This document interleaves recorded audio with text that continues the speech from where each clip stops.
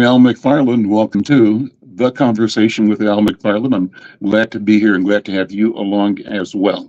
Well, today is Friday, and Friday we do the Healing Circle, and I'm pleased to be joined by my colleagues and co-hosts for the program, Dr. Bravada Garrett Akansanya and Dr. Oliver Williams. And boy, do we have a special program for you today. This is one of our first forays, actually our second foray back into community, and we hope to continue to bring these programs to you on Friday and other days of the week out in community, engaging people where we are, showing what we do, how we do it, all in the name of being and becoming a community, in the name of being and becoming healed, in the name of being healers, and understanding that the future of our community and our families really rest in our own minds and hearts, and that we're equal to the task. Well, Dr. B, we always start this program with a special protocol that connects us to our ancestors and to antiquity, to the Creator. Let me ask you to open the program today with the protocol. Thank you. Bye-bye, Al. It's so wonderful to be here in this exciting program of being on location. Oh, I'm just saying, this is wonderful. And just in the spirit of the way we always open the healing circle is that we try to surround ourselves with an environment that affirms our right to be and our right to be well. We begin this healing circle by imagining that we're in a circle together. Although it may be virtually, in our spirits, we are in circle. African people join in circle because when you're in circle, there is no top or bottom, no bottom, no ending or beginning. We are all as one. And we all meet in that circle where we have equal access to power, which is the center of the circle, where one has voice and where we can talk about the things we need and dream about the dreams we hope to achieve. In the circle, we honor our elders because the elders are the shoulders we all stand on. And through honoring them, we say, Ashe, Ashe. And as we honor the elders, we remember that the elders stood on the shoulders of our ancestors. And to them, for their sacrifices, hopes, and dreams, we again say Ashe. Ashe. And we honor our elders because they're closest to our Creator. So as we join in this circle, we remember that we are connected in all ways and to all living things and inanimate things as well. And we believe I am because we are, and we are because I am. And our circle is an orderly process where we use a talking stick to pass the conversation on so that everyone can be included.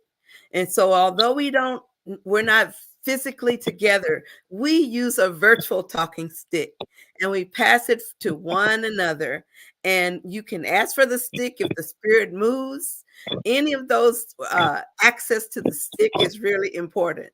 So with this talking stick, we welcome you to the circle and we say Ashe, and I pass the talking stick to Baba Al.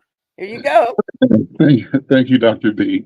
Well, let me say to those who are checking us out on Facebook or YouTube, we thank you for joining us wherever you come from, either Twitter or LinkedIn. And we want to invite you to share the fact that you're here with us right now.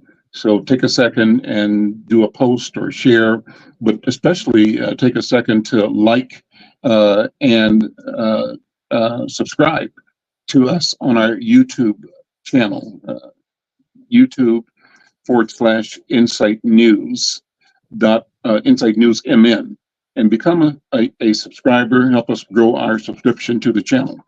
With that, Dr. B, let me bring Dr. Oliver in because he's in a very special place, and I'm going to have him reveal where he is and who the wonderful people he's connecting us to at this moment. Dr. Williams, good afternoon, brother. Good afternoon, brother. How you doing? I'm doing well. Good to see you.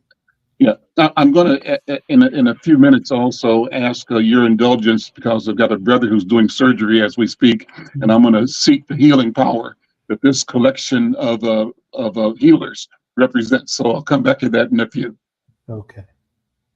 Well, thanks, Brother Al. I wanted to say that I'm in Tipton Hammond Art Studio in Minneapolis, and I was connected to Brother Drew Hammond and Sister Bev Tipton, who own this studio, and I've purchased a lot of their artwork. And because it's moving me, sometimes I'll see something and when they post it, and I'll see a piece of art that they've done, and I say, hold that there, don't sell it to anybody. I'll be there to pick it up. And so it's been a blessing to be here. And they've opened up their studio to do a lot of things with community and for community. So, and we got a chance to sort of talk about it because, you know, Drew's made it and Bev has made it something that they felt like they wanted to open up to community to be able to host them. So we talked about maybe having a healing circle come and talk about it. And the topic is art and community. Mhm. And so, Cooper, could you show that picture of George Floyd? Man, you know, that one has really moved me. I remember when George Floyd was killed, and then the work that we were doing in community to try to sort of acknowledge it. And that picture, I think, said a lot. I've had friends that have come from out of town, and that's one of the places that we went to. Because it was known nationally, certainly in the city and in the state, but also nationally. And I also have friends in different parts of the world, and they've seen it in the UK, they've seen it in South Africa, they've seen it in a lot of places. So that mural has been something that I think has affected people. But when I look at a lot of the work that I see in the studio here, it's a lot of, there's a piece that Drew did for Gil Scott Heron. And that was something that was real powerful. I remember when I was living in Pittsburgh, he came, there's a place, it doesn't exist anymore, but it was called the Original O. And it's a place that you'd go to get some food that's like if you know Pittsburgh, it was a spot around the university. And it doesn't exist anymore. But anyway, he walked in, and after he did his concert, and that was something that I thought was exciting. But there's also things here. I'm looking at something right now with Miles Davis and Stevie Wonder and Charlie Parker and Ella Fitzgerald and a number of other artists that has an impact. And there's a picture right behind Drew of Angela Davis. And back in the day when she was doing her thing in a different time, a different space. And there's a picture that Drew did that I thought was really interesting, and it said, "I am a man." You all remember that back in the day. He updated it, but that was the one of the ones that I told him to hold on to for me, and I got it at my house. So anyway, and there are many others. So this is a place that you all got to come and see. Bev and Drew have done some really interesting things. But that being said, I'm gonna be quiet and let Bev introduce some of the other artists that we have here and the work that they're doing. So Bev, can you take the talking stick and Yes, your guests? yes. Thank you for passing the baton. Oh, Miss Akansana. Or what am I? What is she? What is he passing? Talking stick. The talking stick. I want to be accurate. I am so delighted to be here. Mr. Al, you're like family to us. So we beckon you to come. We need to see your face in the place, and we miss you, and you look wonderful. Thank you. Just greetings to everybody. We're just excited about this opportunity to talk about art and community. I've been given the task to introduce the guest artists that are with us, who are all residents in the North of King building. And God used us to bring breakthrough and to bring more African Americans in the building. And we have powerful community here, not just amongst us, but against our brothers and sisters with other skin color, but it's like an artist family here. And we're grateful to be here. We have Miss Jory Ingstrom.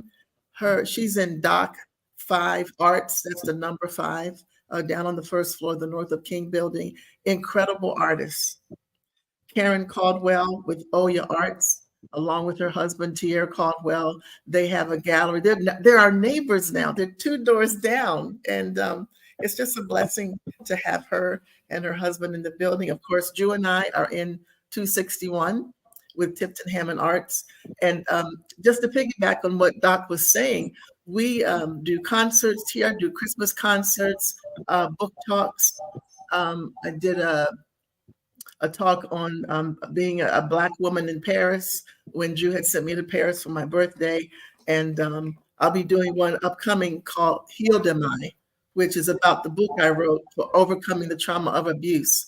And we're going to have women and men who will be willing to come and hear about the remedy, which is the balm in Gilead himself, Jesus Christ. Then we have the amazing Andrew K. Hammond, who is my favorite artist. And he's here creating almost every day. And I'm grateful for him and how our works together are an awesome potpourri of art.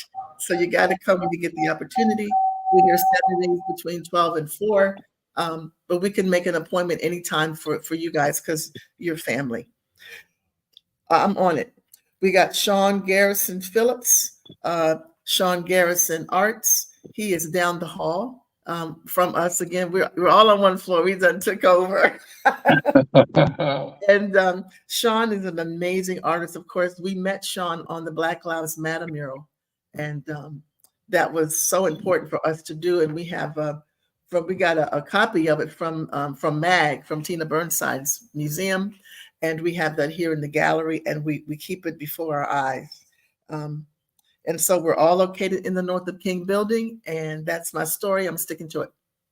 What's the address for North of King? How do you get there? How accessible is it? And tell me more about the building itself and the mission of the building. Yeah. Yes, the building actually was an old granary building. And Drew and I heard about it. We came to visit back in 2016, and we just walked through the building with our mouths dropped open. There are 200 artists in 400 artists in 200 gallery spaces. Wow. With all types of arts and crafts, anything from leather bags to Drew's collages, to Sean's abstracts, to Jory's amazing animal, and Karen's work. It's a really awesome melting pot. The public functionary is in the basement. Now we have kind of like a restaurant. And there are incredible spaces. There's a big space up on the 3rd floor where we can reserve to have exhibits. And we were asked to, by the manager of the building, when George Floyd was killed, we were asked to do the social justice exhibit. We had over 600 people come in and look at Drew's watermelon, which looked like seeds in there, but it was actually slaves. We had a lot of people in tears. Wow. Wow. Broke. Yeah, it kind of broke the ice. You got it there? Yeah. Yeah, it caused a lot of pain, but a lot of honesty. Huh? Oh, yes. The address for the North of King building is 1500 Jackson Street Northeast, and that is 55413. So you have 4 floors of art, all types of art, clothing, jewelry, visual arts. And again, our space is available to be utilized for events. We have birthday parties, we have concerts, and I'm blessed to have a wonderful wood floor. So I've taught African Afro modern dance and ballet for the little kids. I've been dancing since I was 5, and now I'm only 20. But yep. So Doc is Zoom, showing a zoom, picture zoom here. in on that art if you would, Dr. Oliver, see if you can go as close as you can. There it Yeah. is. Let's talk about that. That's amazing. Just the concept. What was the thought? Can you go even closer? Yes, Closer. the name of the piece is called Melancholy. Uh-huh. If you stand several feet away from it, it looks like watermelon seeds. And this was one of the pieces that Drew did for the social justice exhibit that I just shared about. And meticulously by hand, he painted each slave and their loincloth. And you don't see that until you get up on it. And that's when faces begin to turn red and tears fell. Can you get closer in? Can you, so we can Get a see little that? How closer. close can you get with your camera? Yeah. Okay. Okay. But each of those is a slave, an enslaved person Yes. inside a cargo boat. Yes.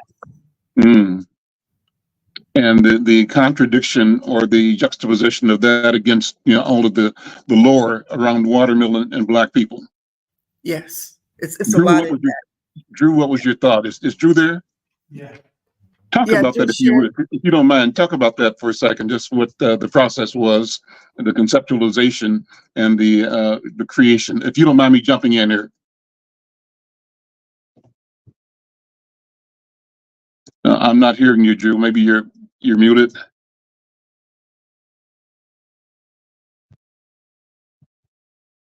How about now?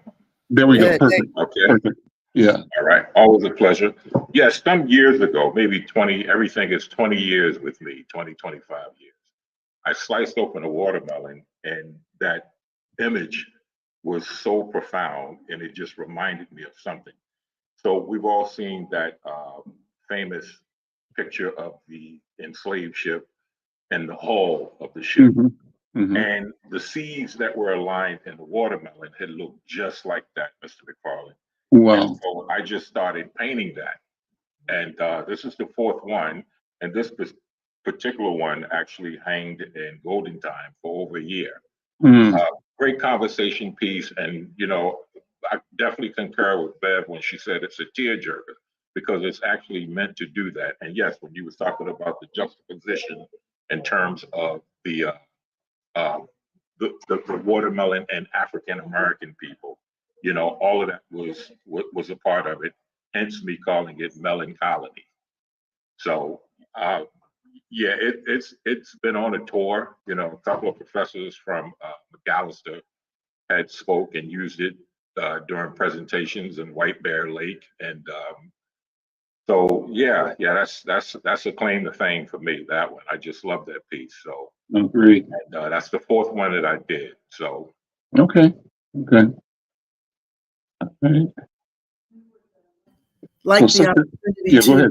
bring Yeah. in Jory and Karen to share a few words about their work and their and Sean definitely on their thoughts about art and healing. Awesome. Who wants to go first? The ladies first. Are you gonna go first? Hi, my name is Jory Engstrom. I am the owner of Jory LE Arts. I'm down in Art at Dock 5 on the first floor. My art is about healing and peace and love, very colorful, African inspired. And I'm loving the journey I'm on doing my art and making people happy. When they see my art, they're like in awe of it because they always talk about how bright it is and everything. So I really appreciate the joy that I see on people's faces when they look at my art.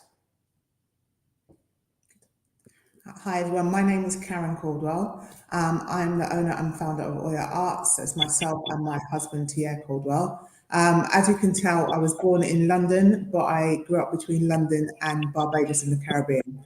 So my work is like a strong reflection of the African diaspora. And I use my paintbrush to tell hidden stories about our culture that have been lost or misrepresented. So like Jory, you'll see lots of bright colors, there's strong narratives in the work, and the point is really to educate ourselves and our community about stuff that has been taken away from us. So I see it as art as a really powerful tool for doing that. And you can find me down the hall from Drew and Bev. So I'm just in Studio 265, and I'm very lucky to be their neighbours. Awesome. All right, I guess that leaves me. How's everyone doing? It's good to see you all. Some of you I haven't seen in years. Dr. Bravada, it's been quite a while since I've seen you. I think it was a Pan-African conference from many moons ago. Mr. McFarlane, I think it was at North High for some event. And now Mr. Williams, I just saw you at Drew's thing, but it's good to see everybody. And sorry I'm late. I had a misunderstanding on some things, and I'm getting a little younger, so I got a little off track. So I guess the part of my artwork as it pertains to healing, I deal with quite often my live performative work. I address a lot of difficult conversations and things that a lot of us don't want to talk about, but we need to talk about. And often it starts from this space of angst and pain. So I've did a show around the George Floyd Love Rising, as I call it. Painted a mass lynching a couple of years ago, a literal mass lynching, to talk about how do we have this conversation about racism and white supremacy from an authentic space of pain, and not this sitting at a table where people have a chance to think about the right answer. Now I'm working on a current performance around all this gun violence in this country, in addition to a few other things. But I think the impact of what I do and what everybody else here does with respect to healing is a beautiful thing. And I think we need art more so than we've ever needed. I've told quite a few, local politicians, other folks, that what's being done hasn't been working in a sense for certain issues. Policy doesn't change things, and over policing in some instances doesn't work. So it's like, all right, the way I see it, art is that thing that encroaches upon people's emotions, and once that happens, then change starts to take place or take root, at least the thought, right? And so a lot of what I do through that live performative realm, because I do studio work also, but through that lens is, how do I get people to emotionally move? And then from that, then the actions follow that, if I'm successful in what my intent is. And so far it's been relatively successful. But anyway, I'll be quiet now until it's time for me to open my mouth again. But it's good to see all you beautiful Black people. Let me say that. So, well, I have a question, just it's a circle question. Are you guys all in the one studio, or are you each in your own studios? Oh, yes, I didn't say that. I am further down the hall from Drew on the same floor, Studio 286. Are you in your studio right now? Yes. And the sisters, are you guys in your studios? So Joy's in with me, so I'm in my studio. Yeah. Oh, in your studio, and then Drew and Bev are in their studio, right? Yes, sir. That makes this really exciting to me, to see that we're in different places, like even in the same building, in different parts of the town. You guys are northeast, I'm over north, and just as easily as we are here, I loved hearing the British Barbados accent as well, because we could be in London, or somebody could be in Accra, somebody could be in Venezuela or Cuba, and be having the same conversation, putting us kind of face to face in this circle. And so kudos to the technology, and kudos to our ability to grasp it and to shape it to serve our purpose. And let me throw something out for the conversation. And I want to focus on healing, because I see you and I recognize the healer, and I'm speaking to the healer in you. And I'm hoping that you will recognize the healer in me. A healer I am, and I see you as a healer as well. And I wrote a post this morning in response to my brother Wayne. Some of you might know Wayne McFarlane, the leader of Ipso Facto, the reggae band that was like a highlight band here in Twin Cities. And Wayne has had several new configurations of his music, including one band called Dreadlock Cowboy, and one band called Wayne McFarlane and Jaws, Jahz. Well, Wayne is actually, as we speak, in Rochester at Mayo Clinic, undergoing a quadruple bypass heart surgery. Sorry. My mistake, sorry. I'm using my phone and I dropped it. I got excited and knocked over the stand, so apologies. So Wayne's going into surgery right now, and I wrote a note this morning calling Wayne the healer and saying that he's undergoing this process. He's jumping, leaping into the space, and I said that, and I included in the post on Facebook and Twitter a link to some music by the Afro-Cuban All-Stars, a record, a CD called Distinto Diferente, distinct and different. And it's an album that has just a lot of great Afro-Cuban music. But when Wayne was, some 10 years ago, downtown at Hennepin, waiting for a liver transplant. First one failed. They put him in a coma and kept him there until a new kidney could be found that would be compatible. So he was in a coma 5 days. So I came down and brought a little CD player and asked the nurses to put the CD player on a loop over his head or by his head and just play this song, this album again and again. And again, it's the Afro-Cuban All-Stars, Distinto Diferente. So I sent that in a link today in the post. And I described the fact that Wayne, while he was in coma, he told me later, was traveling what he described as unknown realms, just discovering places and things and people and images and experiences that he hadn't before, but that were full of life and full of joy, and that the music that the Afro-Cuban All-Stars were presenting in this CD was kind of like a pathway, a gliding pathway to propel him across these new realms. So I said in my post today, here's a copy of the music while Wayne's in surgery. If you get a chance to click on this link and play this music, either listen to it while you can or in the background. And as you think about and hear this music, think about my brother Wayne McFarlane. I call him the maestro. I called him a creator warrior, and I called him a healer. And that's what he does. That's what he is as a musician and as a human being and as a spirit. And also, he talks about what he calls his station, his broadcast station, his imaginary station. He calls it WBAD. And WBAD, he says, means we believe and dream. WBAD.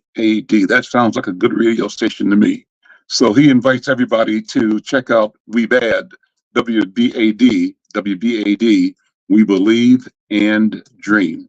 So I ask you to check it out and to send energy his way so that he is successful as he has leaped again into his future. And the future is a future of substance, of giving, of sharing, of being, and reflecting the power of the Creator in our lives and in community. With that, how does healing work for you, my artist friends? And Dr. B, you can jump in, and Dr. Oliver, what are we talking about healing? What's the role we play? What's the role art plays for us individually and collectively as we pursue healing and health? I'll stop with that. Let me pass it to brother Drew first. So when I think about creating art, so I'm in a mental space right now that had not it been for the ability to create art, then I would have lost it. That is healing. There is art in healing. Having the ability to create something that will take your mind off of your situation and you apply all of that energy into that work that you're creating, that is a form of medication for people who are going through. So when the same effect that my art gives is the same effect that music gives. When you was talking about the Afro-Cuban music, I started thinking about the likes of Chano Pozo and Dizzy Gillespie, Mm. who I'm just like diehards. I like music, period. And just want to quote Miles real quick. He said, "There's only two kinds of music." He said, "There's good music and there's bad music." So if you guys haven't heard any of the rhythms from Cuba, oh man, you're missing out, because it's great rhythm and it's a music that makes you smile. And so we all understand Cuba as going through a lot of turmoil. But you know, when you have that kind of energy and that kind of spirituality to make you smile in the midst of a storm, then you just help yourself more than any prescription. So I liken that to, and it's so different from the synthetics that we get from our physicians, which is simply to uh, help us cope. Mhm. But music and art helps us heal. Mhm. It really does help us heal. And I look at my contemporaries; all of them have that same gift in their creativity and what they do. It brings a smile and it brings healing, because when you look at Jury, Karen, Bev, Sean's work, you don't think about that internal struggle that you have going. You think about what they're presenting to you. And then when you can appreciate something even in the midst of a storm, you're getting better. Mm. You're You getting can better. you can pass the stick to whoever you want to pass it to. Yeah. I'm a pass it to Sean. I figured you would pass it to me right after you. That's love. With that voice. I'm like, okay, I can't even buy that voice anywhere, and I got to come Oh in with my man. little pipsqueak voice. That's okay, brother. I appreciate you anyway. Uh, um, healing and health. I think art is one of those things that helps us. I think Drew. I think you alluded to this a little bit. Helps us escape a little bit. Yeah. You know, just as far as Black folks, you know, we know just walking out the front door, we already attacked by things we don't even see, and we wear that energy. Yeah. And so we have the opportunity to consume or inhale art, however we do that, visually, orally, and use it as a way to get away. That's a fabulous thing. I think they say what the healing frequency of music, like 174 megahertz or something like that. Mm. So they know that actually, you know, is supposed to heal you when you listen to this frequency. And there's different frequencies, of course. Um, and so that's the beauty of music. You know, when I grew up, I was an artist, but I was in a dance group, and there's always some certain music that struck me differently than other music. And I'm thinking my thoughts are that is why, because it fit my internal rhythm, for lack of better terms, in a way other music didn't. As far as just some of the work that I create, I think that as a means to heal, I think pain is the most beautiful space to heal from, Mm. because it's the most purest emotion that we have. You know, I've had people tell me they love me and been lying to me left and right. But when you hurt and you in pain, that's when you're at your rawest and you're broken down. You're in this space, and everything that comes from that is pure. And so creating some of the work that I've created is with that intent. How do I get this person in this space where they can find the purest of themselves and come up with these answers, either for themselves or for the community, be it the community you live in or the audience per se, during the Q&A? And how do we discuss, how do we heal together through that? Because I'm opposite of this new I shouldn't say new age thing, or a lot of younger folks thinking I can do this on my own. I recognize that I need the people to help Mhm. me heal. I need you to see me, at least me. I need you to see me in my rawest form to help me get through this. Because internalizing this thing doesn't work, and I don't think anyone should walk around with this stuff that they're wearing. And there's art that we all create that pulls that out of people. So I'll leave it at that, because I know I can get long-winded. Y'all stop me when you need Well, to. you can pass the talking stick to anybody that you want to pass it to. Wait a minute. I'm feeling like I need it for a minute. Just a Oh, there we second. go. All right. Yes. I'm feeling the spirit move, because you know there's a saying, and I use it a lot in my mental health practice, that you don't have to teach a cut how to heal. You don't have to teach a cut how to heal. All you need to do is create an environment for the healing to take place. Mhm. And I'm hearing that when I hear Drew, I'm hearing from Brother Sean. You're creating an environment that welcomes a space of healing. And I'd Yeah. like to hear, my sisters talk about how they create that environment in their art to allow the natural proclivity, the God-given creative way of healing that exists in us already, how you bring it out through your work. So thank you. Y'all got me all started up in here. So I would like to pass the talking stick to Beverly. Here you go. Here we go. So as many of you know, I've been dancing since I was 5 years old, and when I would come out to Minnesota to be with Dad for the summer, I would go to the Children's Theater. I studied at the Washington Ballet School, and as I got older, and God enabled me to introduce praise dance and worship in the church when it wasn't popular, I found my freedom. Because I was in New York wanting to audition for Alvin Ailey, but God had other plans. I wanted to be a model, but God had other plans. And he said, if you go into that arena, the enemy's going to devour you. So I said, okay, never mind. So I followed that direction, and I was ordained as a minister when I was 19. But in terms of connecting this to what the subject is and what my dear Dr. Kansana has mentioned and shared, dance and singing was my outlet. And I danced in the spirit. I did whatever I could do. I choreographed. I began to train people around the country. I even did dance workshops in South Korea. And God has blessed that part of my life. But for me, dance is liberating. So for me, that first canvas was the atmosphere itself, where whenever my teachers at SUNY Purchase, they'd say, as you move, cut the space.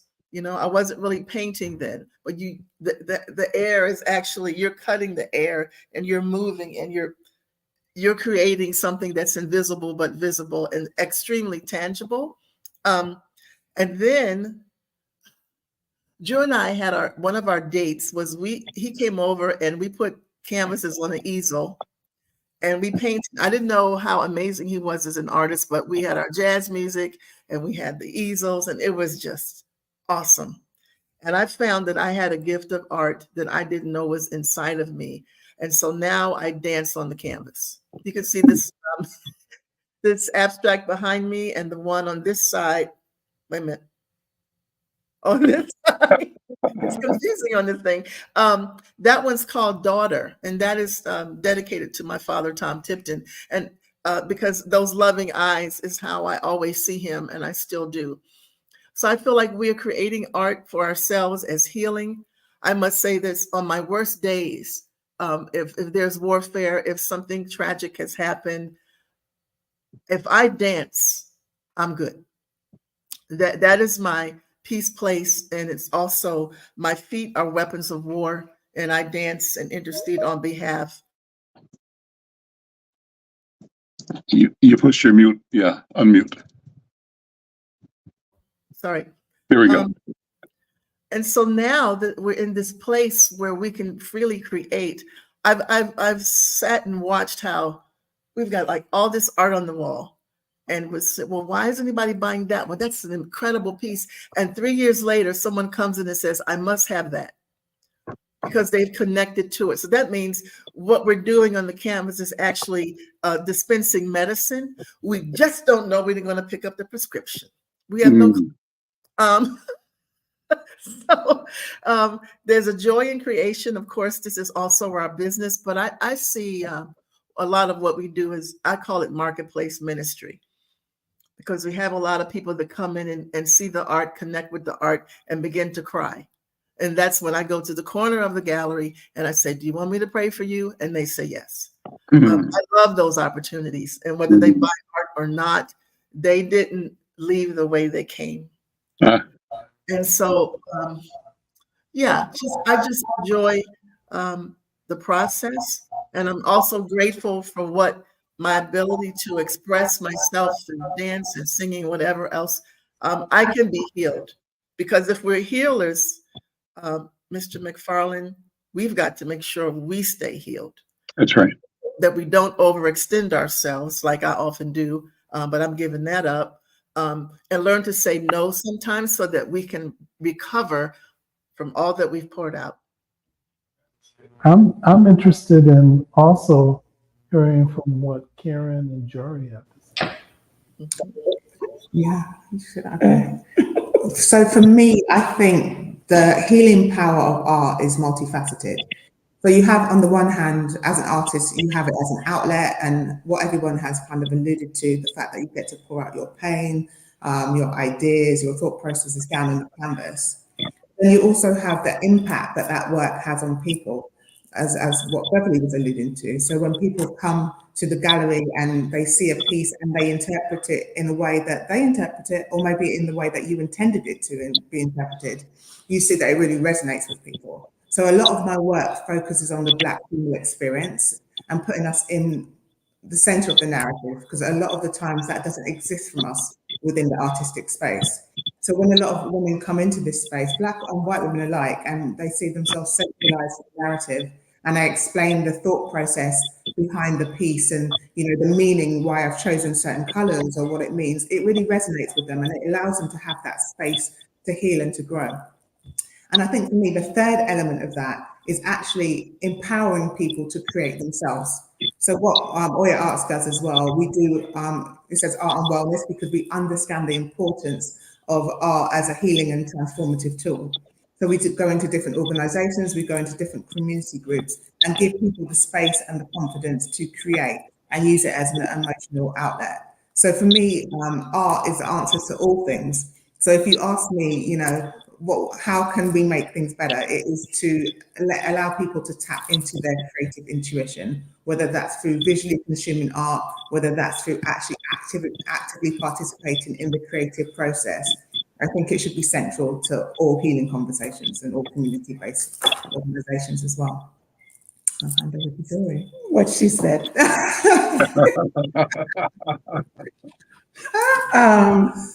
I found when I got into art, I've been doing art all my life, but just seriously throughout the last, I'd say about 3 years, and I found deep healing in it. When I start painting on the canvas, I get lost and time flies by and I'm like, whoa, where did the time go? But it's like it puts you in a different place in your life where you don't have to answer to anybody. You know, it's just you and that canvas and you creating what it is that you feel in your heart.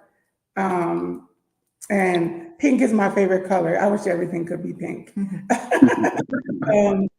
It makes me happy. I just love that what I do and other people get to see is amazing. Like I said, the looks on their face, the conversations that we have when they walk away with a smile and they tell me they'll be back, or when they, you know, purchase an original painting and they send me a picture and tell me where they put it, so they make sure that everybody else can see it. That makes me smile. That makes my heart smile. But I always believe that when I do my art, that I hope that it brings peace and love to everybody, because that's really what my paintings are about, healing all together, the all in one. So, yeah. Who do you want to pass the talking stick to? Oh, I don't know. Anybody? Back to you. Okay, well, I'm going to keep it going and pass it back to Dr. Oliver. I'm loving this conversation. I think the conversation in and of itself is healing. So as we are talking about it, we are doing it, and we are being it, being the healer, being the healed. And I think this is a critical conversation. Thoughts that have come up while you all were talking is, how do we encourage our people to really enjoy and take more broad ownership of our creative capability. What are you saying, Al? I'm saying, how do we encourage our people to buy the art that you, the creators, are producing and presenting? And I think it's wonderful that you all have found each other and are in a place where you kind of magnify each other because you're close. And you're in a place where there are lots of artists and lots of things going on. But I'm so happy to have this chance to have this discussion. My intent is to encourage viewers, readers, listeners to know you, know your work, and know the value that you can bring to their lives and to their stories, and to engage, and to do that, to buy, become buyers of your creativity with intent, have an intention of buying because you love what you see, it resonates with you, but you also know that you're supporting the funnel of creativity that each of you has organized as life work. So I'm going to pass the talking stick back to Dr. Oliver. Yeah, thank you, Brother Al. You know, I've had the opportunity to be able to to encourage the development of art. I have a friend who was in the original cast of The Lion King, and she was in the Dance Theater of Harlem, and she was and a teacher there. And then she decided to go to teach in academia. So I think she's at the University of Illinois now, and she was at another school in the southeast. But I created with through Gary Hines with the Sounds of Blackness 5 songs, and one of the things that we did was we had him create the song, but then had my friend Endelin create dances with her dance troops to those songs. And it was around the issue of, interestingly enough, healing. That was the conference that we had. And so as we introduced, we dealt with a group of women who were in Detroit and also in California and Los Angeles, and a couple of programs in Los Angeles, and asked them questions about what healing meant to them. And as we reviewed it, it ended up talking about creating a sense of balance, but also restoration. And as we had conversations about it, we ended up listening to what they had to say, but we created a play. And the play was called Ms. May's Flowers. And I got Margaret Avery to perform in the lead role for us. But then we had the song and the dance that were connected with it. And we brought people from around the country to come to the conference. And as they saw the play, they had a chance to listen to the music and see the dance that was also healing for them. And it created us, since we were having these challenging conversations, we had 5 women tell their story. But then we, as we had the music and we had the play, and we had the dance, it was a healing bomb, talking about the same theme, talking about the same topic, but expressing it in different ways, where people could find a way to be consume the information, but also heal from what they were exposed to. And that dealt with the realities that the women taught. You know, interestingly enough, the women that we interviewed, we brought to the conference and let them know this is what the consequence of them telling the truth and what it meant to them. So I think there are different ways that we can express. And, you know, when I see Bev and Drew's work, and when I see Brother Sean, I remember seeing you do your artwork when you were doing the painting, and you had your overalls on and you were going to town with some of that stuff. It was very impressive, and I'm interested in seeing Jory and Karen some more of your work too. because I know that it will touch me. And it's interesting to me too that piece with the watermelon. I had never noticed that it had slaves in it until till today. Mhm. And I can understand how people would be moved to tears by seeing that because you have to get close up enough to it to be able to see that. But the other pieces there's another piece that Drew did that had things about Black people. It's a picture of different shades and different hues and different types of Black people that are in the picture. And I got it placed in a prominent location that when people walk in the house, they can see it. But that was one thing that moved me. And then I Am a Man is that was talked about in the 60s when we were dealing with challenges associated with that. And that has significance to me. But there's a lot of pieces here. There's some pieces that Bev has done that moves me, but it also moves my wife Sonia. Uh, these pictures that she has of Black women, a Black women that have lived in different locations.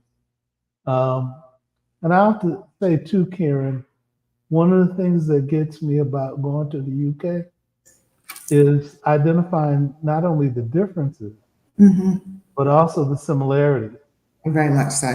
that exists. And going to South Africa, we have a friend named Elizabeth who introduced me to a brother who was raised in Norway, but he's also Black. And and then he moved to South Africa, and he's doing this work in Johannesburg, where he's gathering groups of Black men together to be able to talk about the issues and challenges. And I got a chance to sit in the group. It was like I'm from Detroit originally. It's like being in Detroit, or being in other groups that were in the Twin Cities, where Right. we've had conversations about uh, different issues and challenges, and having conversations that help us heal. Yeah. So with that, I'll be quiet. And yeah, Sean, you want to take it? Sure. Let me make sure I'm on the right.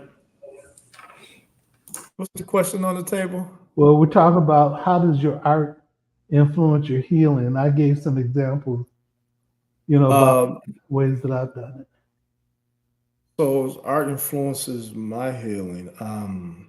So originally I've been a writer for 38 years. So I've been writing for quite a while. I've been painting for roughly 12, 13 years now.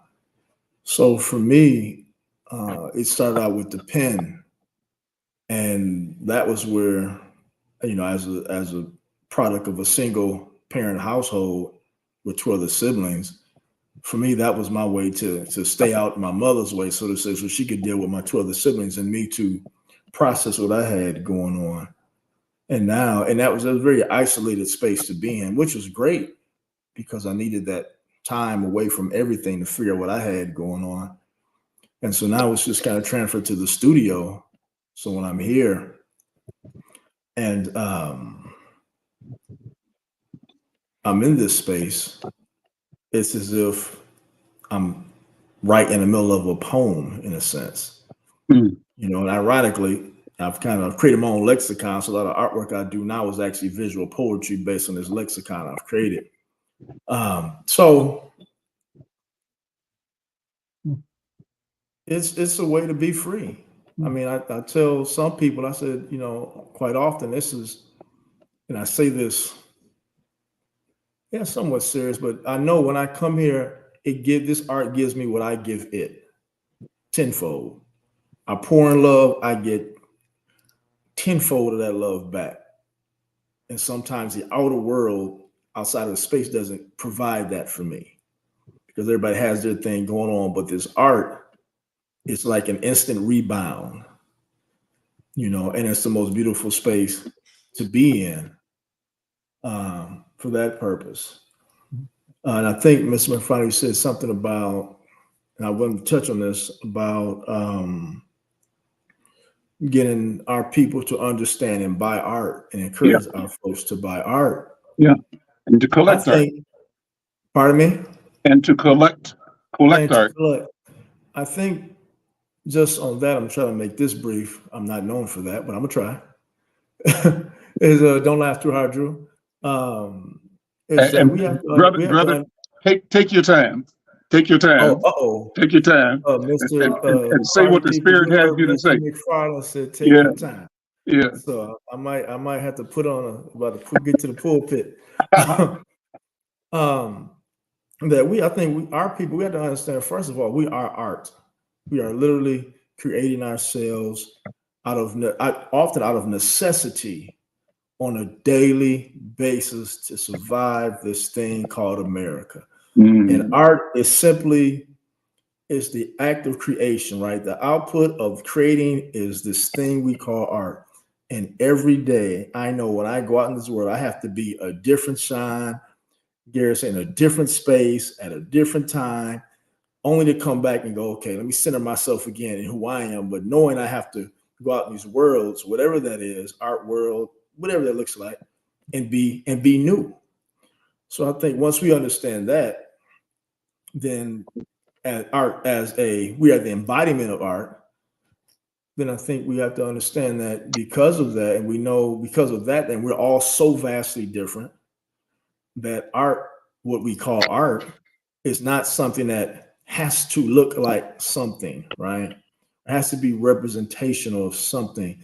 And I think often that gets in the way of our understanding of art, such as music is not the only form of art. A lot of our young folks, they think, hey, if it's not music, it's not art. It's like, you know what, if you write the alphabet, you're creating art. Because how do you think the alphabet began? It became as pictures and comedic symbols, and before the Phoenicians and the Greek got to it. And so everything we do is the embodiment of art. But to get our folks to understand that, and then understand that also you don't have to be a multi-millionaire to collect art. There are ways, even if something you feel is out of your, let's say, a little too highfalutin or out of your price point, there are ways that artists can make that work for you. You know, I mean, I grew up in the land of layaway. so it's like, yeah. hey, if you want this piece, this is what it is. This is how we can break this down for you, so you can, and tell folks is that this is an investment. You're not buying, you're investing in the artist, you're investing in your culture, you're investing in you're investing in your emotional connection with this piece. This is an investment. If you just buy something, something you buy gets old and depreciates and withers away. If you invest something, you embed yourself into that conversation. And so then that never gets old. And then it takes on a whole different meaning. And then I think just for those of us who know better, need to teach better. Now we gotta let our folks know this is not just for, the other side. We are literally walking pieces of art. And so we need to make that connection and then take a deeper stance on it and say, okay. And then the other side, the commerce side of it is the only way Black artists survive is if people are investing in their art. I've been blessed enough, and I know, and a few of us have been blessed enough to do this thing, full time, and it's not easy. But I tell you what, I'd rather not. Listen, if I got to work hard 27 hours out the day, that's better than working 27 seconds for somebody else at this point. There you go. So I'm gonna be quiet on that note. Let me jump in and say how much I love what you're saying. You triggered a couple of thoughts. One is, sister said she dances to healing, and the thought came to my mind. I'm not sure where I read it, but it was a statement that some people dance to know, other people write to know, other people sing to know. But there are many ways of knowing. But the objective is to approach and fully pursue knowing. And then right now I'm involved in what I'm describing as the Africana way of knowing, and you mentioned comedic language, brother. And so that brought the other thought of the phrase medu netur. Medu netur is a word that talks about writing or about speech or about words, and the translation out of hieroglyphics or ancient Kemetic language is divine speech. And what if we came to understand that every utterance that issued from our person is divine? And what if we were able to live and operate in the world, understanding that not only what we present is divine, but that we, in effect, as the presenter, are part of the divinity? Just a thought. I'm throwing it out. Dr. B, I'm going to pass it to you. I've been so moved, and I wrote down some words that I thought hit what I'm feeling. And I wrote this: as the healer heals, they dance through light and straight through time. They create thunder and flowers and smells that create divine healing and hope. As the artist swings their brushes, they create ways to see and feel a healing that is a healing balm to the world. We're spoken and broken and painted. We have danced and sang our songs and moved so that artists create liberation, a beauty that never dies. I think that's the mic drop. That's it. Dr. B and all of our guests, thank you so much for this conversation. Let's make this the first of these. This is a critical conversation, and I want to invite all of you. Let's do this again, and let's keep doing it. And I know I promised before to come by your studio. I've still not been getting out, but I'm going to be getting out more than I used to. And one of my priorities is to drop in to your studio, and the priority in doing that is to come with my checkbook ready to buy some art. With that, sisters and brothers, thank you all so much. I'm Al McFarlane. We'll see you next time. See you.